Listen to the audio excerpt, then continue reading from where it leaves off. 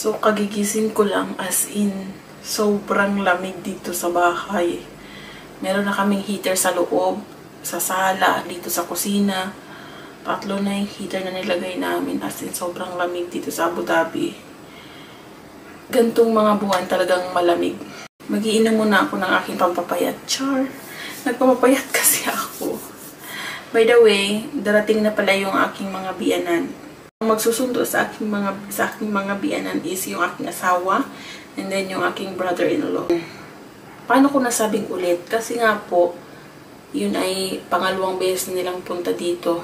First, yung nanganak ako, kasi sila nag-asikaso sa akin. Diba? Ang swerte ko na lang talaga sa aking mga biyanan kasi nga, nandito talaga sila nung nanganak ako. Mula nung nag-labor, hanggang mag 7 months si baby. So, 7 months silang nag-stay dito.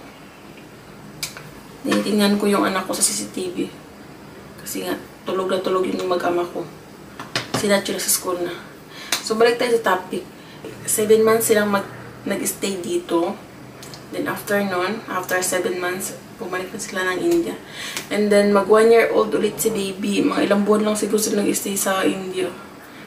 Gusto ata ng mga biyanan ko mag-stay dito sa bahay ay hindi kasi kayo makauwi basta-basta kasi nga may work yung asawa ko. Hindi naman siya basta-basta maka-absent lang. Eh, mag-birthday lang naman si baby. Magtutok pa siya ng leave. Sayang naman daw, sabi niya. Diba? Tudo kayo doon, dudong ko. Kasi gusto pa niyang dagdagan yung anak niya. Nakapaglinis na ako. Naayos ko na yung room ng tutuluyan ng aking mga biyanan. Doon sila sa kabilang kwarto, sa kwarto ni Nacho. Sama-sama sila doon. Malaki naman yun. Dalawa lang kasi kwarto ng bahay. Kaya, no choice. Doon sila sa kwarto ng bata. Pero malaki naman yun. So, mag-inom muna ako ng Shepo Apo habang ako ay nagchichika sa inyo.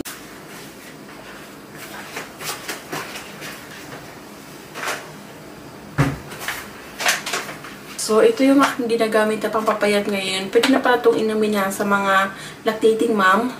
Hindi ko siya advisable pero pwede naman siya. Mas safe pa rin kapag nagpa-advise kayo sa inyong mga doktor o basta sa mga doktor kung advisable ba siya sa lactating mom. Pero sa mga TikToker na ano ko, in-advise man siya. So, ito lang kasi yung fit sa akin. Okay siya. Pag ininom ko siya, nakakatulog ako. Basta mas okeyang ako dito sa Shepo Apo. Ito ay papapayat po. Pababawas ng kain ng kanin. Kasi nga, more on kanin ako ng kanin. Hindi ko talaga makontrol yung aking kanin. Nag-overweight na ang inday nyo. Kailangan na magbawas ng timbang. So, ganito lang kadami yung aking nilalagay. As par, ano dito is, ay, hindi ko alam basta. Ginaya ko lang sa TikTok. Sa isang ganito, ang laman niya is 10 pieces. Nakapagluto na pala ako ng breakfast at saka lunch. Sinabay ko na. Friday ngayon. Half day lang naman yung asawa sa trabaho. And then, sinatyo half day lang din sa school pag Friday yan. So, maghintay na lang tayo sa ating mga bianan mamaya. Mamaya pag gabi ang dating nun. Sa dinner, mag-order na lang ako ng pagkain kasi nga marami ka din mamaya kakain.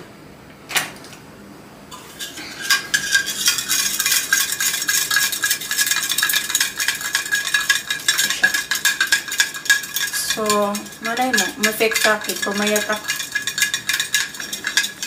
So, advisable lang talaga kapag mag-take kayo ng mga kung ano-ano dyan pang papayat. So, yun yung mga doctor, lalo na pag kayo ay lactating mom.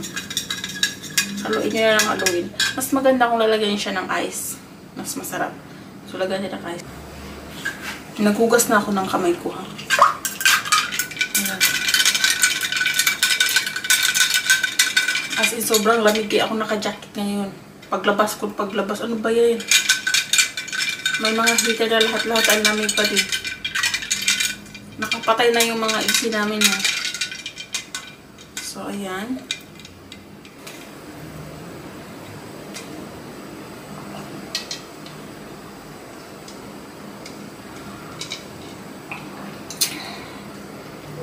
Matamis siya. Alam nyo ba kung bakit? Stevia kasi yung ginamit nilang asukal dito. Kaya, sa mga heartburn dyan, okay lang din kasi stevia ang ginamit nila dito sugar. 3 days pa lang ako nag-take nito. So, tingnan natin ng 1 month. Update ko kayo after 1 month. Ang timbang ko ngayon is 73. Basta i-update ko kayo kung may effect. Pag walang effect, hindi na talaga ako inom nito. Yung mga benan ko, mag-stay at sila dito yung mga 7 months ulit. Which is good. Okay lang din. Kasi, para habang lumalaki si baby, mas naano niya talaga yung kanyang mga lolo't lola, diba? Mas nakakasama niya at mas na-adapt niya yung face. Kasi hindi naman, pag tumatawag kami, hindi talaga ma-adapt yung face ng lolo't lola niya. Sabi ko, bata pa naman yan, baby pa naman yan. Tsaka nung umalis sila dito 7 months, lakad ba lang puwag niyan. Pero araw-araw tinatawagan para ma-adapt yung face ng mga lolo't lola niya. Pero okay lang, sabi ko. Marirecognize din niya yan pagka may edad-edad na. Mag-birthday si baby ka, andito sila ulit. Ay, good luck talaga sa Inday. Pag nandito na naman yung biyanan ko, 24/7 naman ako sa kusina. Maaga naman ako gigising. Which is normal sa Inday yun, mga ganyan. Maagang gumising. Baby hair ko, ayan o. Normal lang yan kasi nga nung nanganak ako ang daming naglagas ng buhok sa akin. Mas okay na nga yung buhok ko ngayon eh. So, tapusin natin. Ang dami ko pang chika.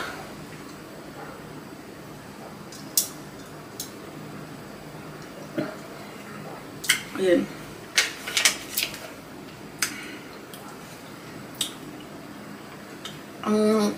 Ang ganda ng lasa niya. Ang sarap. So, balik ako sa higaan kasi tapos naman ako magluto and everything.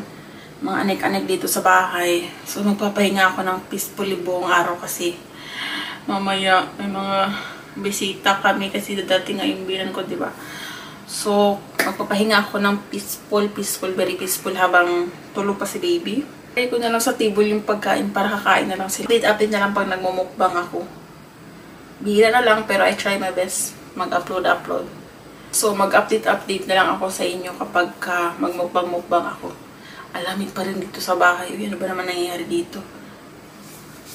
Alas 8 na. Sobrang lamig pa rin. Mainit naman sa labas. So, yun lang. Update ulit.